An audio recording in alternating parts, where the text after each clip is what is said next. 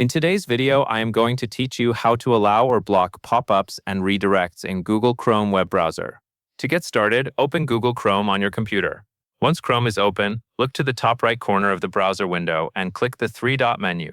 From that menu, click Settings. On the left-hand side, you will see a list of categories. Click Privacy and Security to continue. This section contains controls related to how websites interact with your browser and how Chrome protects your activity online.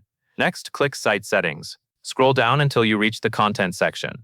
In that section, click Pop-ups and Redirects. You are now in the correct place to control whether websites can open pop-ups or send you through redirects.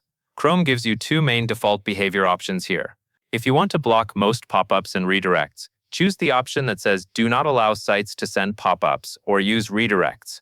If you need certain websites to open pop-up windows or use redirects as part of their normal function, you can instead choose Sites can send pop-ups and use redirects. Make sure you select the option that best matches how you want Chrome to behave by default. Once you choose your preferred setting, the change is applied automatically, so there is no need to save anything manually. That covers everything you need to know.